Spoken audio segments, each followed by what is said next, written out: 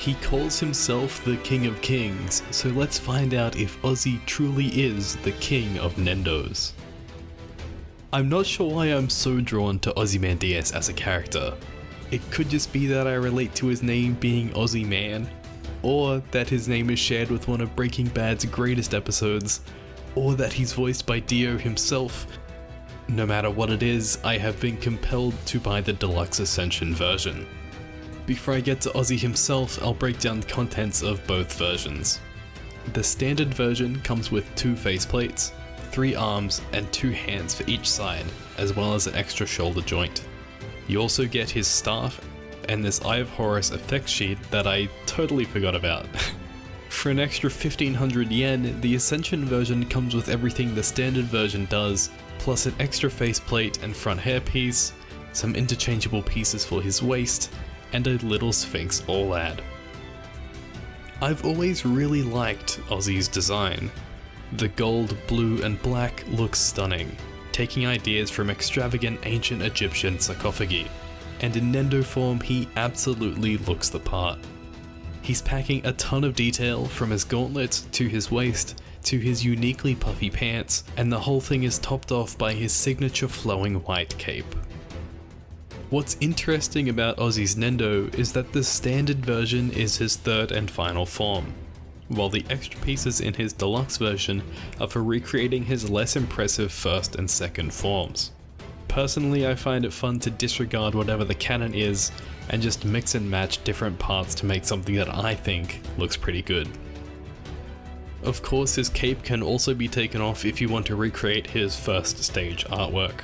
I think he looks just as good without it, and it's great to have extra options like this. If the cape didn't look so damn good, I may have considered leaving him like this. Even parts that you wouldn't typically see are fully detailed and cleanly painted, like we can see here with his back.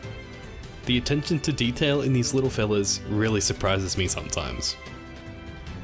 Given that all of his attacks are really just him standing there waving his staff around, there's no trouble setting him up in any action pose, if you could even call it that.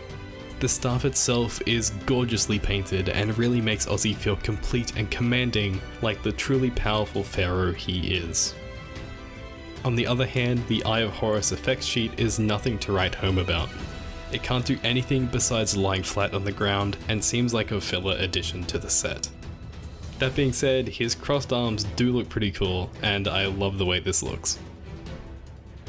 Now we've seen a lot of Ozy, but the main reason you'd probably even consider buying the Ascension version is for the cute little Sphinx all-add.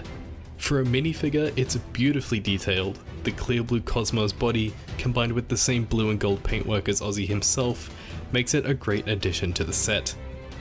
For extra fun and cuteness, Ozy can hold it, but trying to find the right balance to make it look like he's not trying to eat it is a little bit tricky. I prefer to leave it on the ground to let our main man hold something more exciting. So all up, that's the Ozymandias Nendoroid. For what extra things you're really getting in the Ascension version, it feels a bit expensive. I think all of the interchangeable parts are strictly worse than the base versions, but if the Sphinx all-add and the alternate hairpiece appeal to you, you might have a case for going with that version.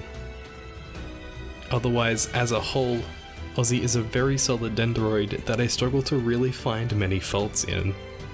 The colouring of his paintwork is absolutely mesmerising without being too overbearing, like you might find in a character like Gilgamesh, and his flexibility means that no matter which design of Ozy's you like the most, he's always going to look great. These Grand Order Nendos are consistently really well done, and I absolutely recommend him. As always, I hope you've enjoyed the review. If you have, leave a like, drop a comment, and subscribe for more anime figure content. This has been the Ando Experience, and I'll catch ya in the next one. Bye!